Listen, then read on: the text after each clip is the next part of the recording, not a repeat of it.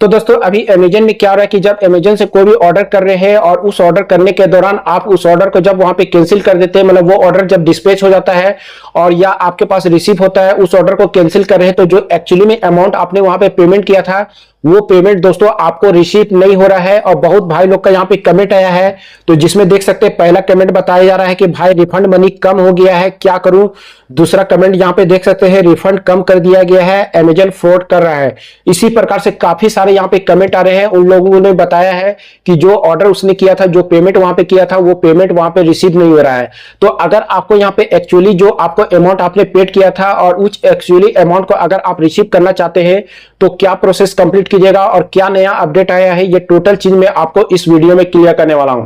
पहले क्या होता था कि जब आप अमेजन से कोई भी ऑर्डर करते थे और जितना अमाउंट आप वहां पे पेमेंट करते थे उतना पेमेंट आपको रिफंड हो जाता था, आपके बैंक अकाउंट में पेमेंट आ जाता था। पर जब से ये ग्रेट इंडियन फेस्टिवल सेल यहाँ पे लगा है, उसके बाद क्या हो रहा है कि जो भी आपने ऑर्डर किया है, जो भी पेमेंट आप कर रहे हैं, वो पेमेंट एक्चुअली में आपको वहां पे रिसीव नहीं हो रहा है। और ये अपडेट ग्रेट इंडियन फेस्टिवल के बाद दोस्तों आपको यहाँ पे देखने को मिल जाएगा। तो चलिए इसमें बात करते हैं कि क्या आपको टर्म एंड कंडीशन को यहाँ पे फॉलो करना है और कैसे पेमेंट को आप यहाँ पे पूरा रिसीव कर सकते हैं। तो अगर आप यहाँ पे देखें तो एक नया अपडेट आया है शिपिंग कॉस्ट रिफंड के नाम से। अब ये अपडेट क्या है, सबसे पहले यहाँ पे ऑप्शन बताया जा रहा है कि मान लीजिए कि कोई ऑर्डर आप वहां पे करते हैं और उस ऑर्डर का जो शिपिंग कॉस्ट है अगर 100 रुपया या 100 रुपया से नीचे है, तो देन दोस्तों जो भी आपका वहां पे अमाउंट लगा है, मान लीजिए 500-600 रुपया जो भी आपने पेमेंट किया है, वो फुल पेमेंट दोस्तों आपका वहां पे अकाउंट में आ जाएगा। पर इसमें एक कंडीशन यहाँ पे बताया गया है कि जो भी आपने अगर ऑर्डर किया है, वो ऑर्डर अगर वेट में काफी कम है तो आपको वो पूरा पेमेंट आ जाएगा।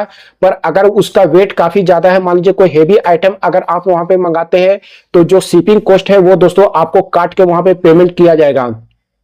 उसी प्रकार से होता क्या है कि अगर आपने कोई हेवी आपने प्रोडक्ट मंगाया है, मान लीजिए कि कोई फ्रिज आप वहां पे मंगाते हैं, कुछ वॉशिंग मशीन आप वहां पे मंगाते हैं, कुछ ऐसे आइटम मंगाते हैं जिसमें जो शिपिंग कॉस्ट होता है 1000 रुपया, 2000 रुपया, 3000 रुपया तक जाता है। तो ऐसे सिचुएशन में अगर उस ऑर्डर को आप वहां पे कैंसिल करते हैं तो जो सेलर होता है उसको बहुत बड़ा वहां पे नुकसान होता है। तो इसमें जो अपडेट निकल के आया है, जिसमें बताया गया है कि इसमें क्या होता है कि अमेजन तो यहाँ पे दोस्तों सेल नहीं करता है, जो सेलर होता है वो आपको वहां पे क्या करता है कि आपको वहां पे प्रोडक्ट को सप्लाई करता है। और अगर आप वहां पे कोई भी प्रोडक्ट को वहां पे कैंसिल कर देते हैं तो जो उसका शिपिंग कॉस्ट होता है वो कॉस्ट काट के आपको वहां पे पेमेंट किया जाता है। और शिपिंग कॉस्ट कैसे आपको पता चलेगा, तो जब भी आप अपना इनवॉइस निकालिएगा तो वहां पे आप देखिएगा शिपिंग कॉस्ट आपको वहां पे लिखा नजर आएगा। अगर फ्री रहेगा तो उसको काट के वहां पे फ्री लिख दिया जाएगा, पर वो शिपिंग कॉस्ट आपको वहां पे देखने को मिल जाएगा। जैसे 500 रुपया से ऊपर जब भी आप देखते हैं तो शिपिंग कॉस्ट जो होता है वो आपको फ्री लिखा हुआ नजर आता है। पर वहां पे अगर आप देखें तो ब्रैकेट में जो अमाउंट होता है शिपिंग कॉस्ट का, वो दोस्तों वहां पे लिखा हुआ नजर आता है।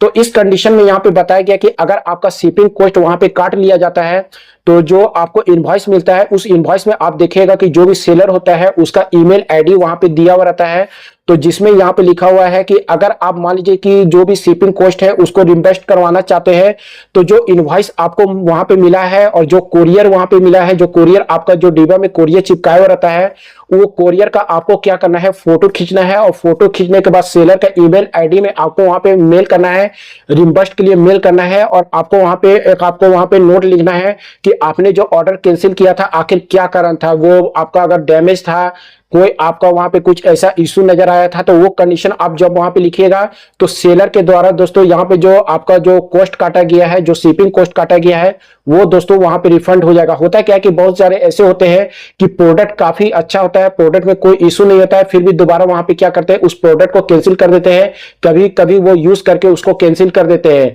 तो यहाँ पे अगर कोई डैमेज अगर आइटम होगा, कुछ वैसा इश्यू होगा, कोई डिफेक्ट होगा, तो आपको वहां पे क्या होगा कि शिपिंग कॉस्ट वहां पे दोस्तों रिफंड हो जाएगा।